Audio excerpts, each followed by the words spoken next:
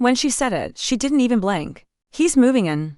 If you don't like it, there's the door." Her words cut through the kitchen like shards of glass, sharp, cold and final. The secretary stood behind her, quiet, his suitcase leaning against my wall like a silent challenge. I stared at the woman I'd spent 12 years protecting from the world. She looked back at me with a calm I'd never seen before, almost like she was relieved. I didn't argue. I didn't beg. I just nodded once like I was signing off on my own exit.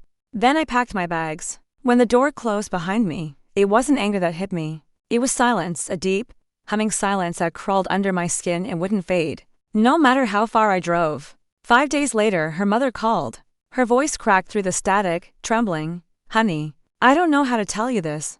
I could hear her breathing shake. The kind of sound that comes before a storm. That's when I knew something had gone wrong in the house. For the first time since leaving, the silence inside me moved. Her mother said there'd been a fight. Police cars, sirens, then nothing. I listened to every word she couldn't bring herself to say. When I reached the driveway, yellow tape fluttered in the wind. The house, my house, looked smaller, empty. A neighbor told me they'd been arguing for days. The secretary had been staying up late, locked in her room. I didn't ask questions. I already knew the answers. Inside, everything was still in place, my coffee mug in the sink, my jacket on the chair. But the air had changed. It smelled like fear, regret, and something final.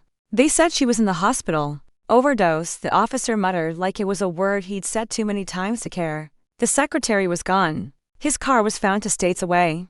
Empty. I didn't go inside to see her. Not yet. I just sat in my truck across from the hospital, watching the windows light up one by one. Part of me wanted to believe she'd been tricked, lied to, dragged into something she didn't understand. But deep down, I knew better. She'd chosen him. And choices always come with consequences. Over the next few days, I started piecing it together. Her phone records, money transfers, hotel bookings. She hadn't fallen in love. She'd fallen into a trap. The man she brought into her home was running a blackmail scheme, targeting women in power, recording affairs and extorting them for money. She wasn't his first. She just thought she was special. Her mother told me she'd been getting strange messages, threats. He'd taken something, maybe photos, maybe documents from her laptop. The woman I once knew had become a stranger, living a life she couldn't control. That night, I drove to the hospital. Not to visit, just to listen. I stood in the hallway outside her room as the doctors whispered. She was stable, but broken in ways no machine could fix. Through the glass, she looked pale, almost ghost-like. I didn't feel pity. I felt focus, like my mind was finally putting together the pieces I'd ignored for too long. I dug deeper. Police reports, fake names, old addresses. The man she trusted had a record stretching across 3 states, fraud, assault, even disappearances. And now he was gone again. But this time, I wasn't going to chase him. When she woke up, she asked for me. The nurse said she cried when I didn't come. So I did, just once. One visit, one truth. She looked small, fragile. Her voice trembled when she said, "He told me he loved me."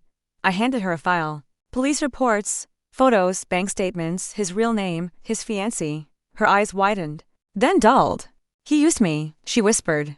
"No," I said quietly. "You let him." Tears filled her eyes, but I didn't move closer. I just watched her sink beneath the weight of the truth.